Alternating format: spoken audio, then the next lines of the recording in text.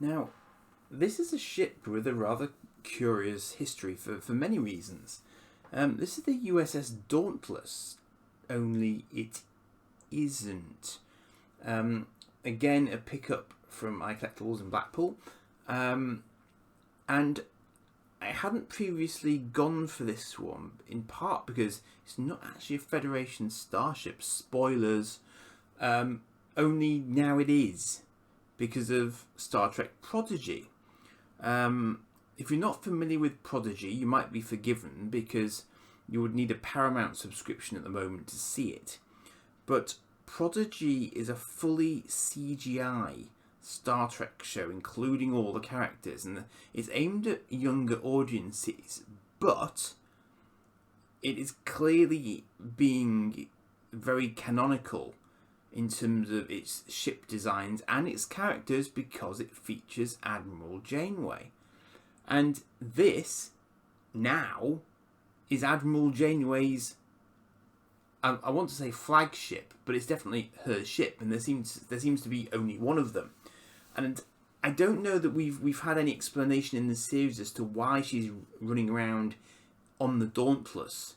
And it is called Dauntless in Star Trek Prodigy as well, despite the fact that the one that she's on has been Federation built, whereas this one was not. This was featured in an episode of Voyager called Hope and Fear originally, but it was actually designed as a sort of a trap, basically, so that this alien could sort of take revenge on Voyager's crew. That was his aim, and he actually sort of created this. I can't remember if it was. I think a lot of it was kind of holographic on the inside, but he'd made it look like a Federation ship to convince Voyager that it was legitimate, when in fact it wasn't.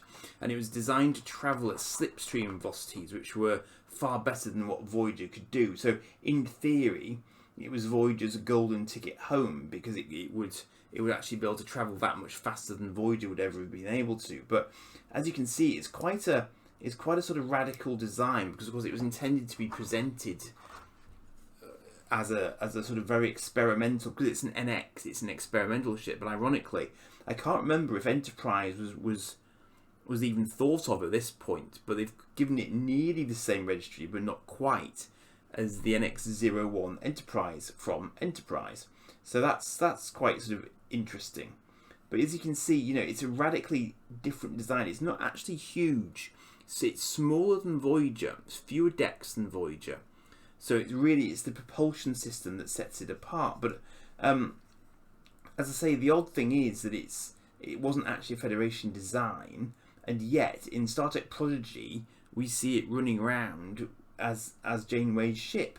So they must have felt there was something to it in order to replicate it, or it's just another nod that series gives to Voyager, basically. Alongside the fact that it deals a lot with Janeway, and to a certain extent with Chakotay as well. So it can be seen as a sort of almost like a spiritual successor to Voyager in some respects, in terms of its timing and everything else. But this is, and that's really why I picked it up, because obviously now there's that little bit more backstory to it. So I thought, well, although it's, from my point of view, it's obviously not my Trek, but the design did originally show up in my Trek. So I figure I can get away with it. But as with the other models I've picked up lately, I have no more room for it. So I have absolutely no idea where she's going to live. She'll live somewhere, nor indeed do I have any idea how she's supposed to be held. Well, just like that. My auxiliary light source just died on me, so that's not ideal. But let me try and shine a little bit of extra light on her. So, very sort of triangular, almost sort of like a sort of pyramidal sort of shape to her primary hull, and a secondary hull that just sort of grows out the back of the primary, which presumably is where her equivalent of a warp core or a sort of slipstream core or whatever she had is based. And it just is radically different, because obviously it's got quite an unusual navigational deflector there, but I think it was also part and parcel of the fact that she could achieve slipstream velocity. So it was almost like she could create her own sort of wormhole in effect to really go at sort of very high transwarp kind of speeds.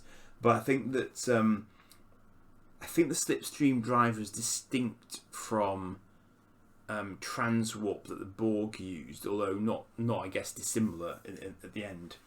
I'm not sure how heavily armed she was, if she was armed at all.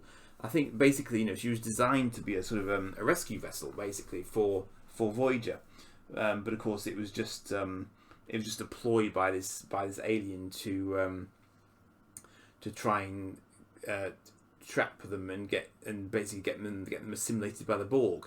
And the whole thing basically backfired because I think the Voyager managed to enter the slipstream and sort of, literally slipstream behind it, and so was able to rescue the crew back off it.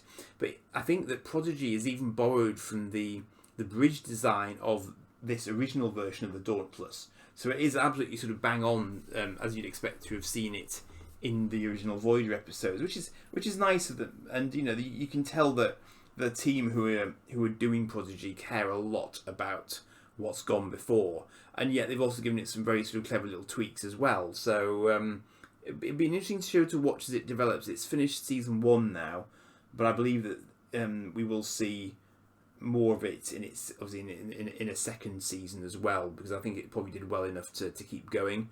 And Paramount are clearly putting a lot of effort into new Trek at the moment, so I'm sure we will see it again, and maybe we'll even get a bit more information on the Dauntless as part of it. I don't know, but we'll see. So that's it for that one. Cheers for now.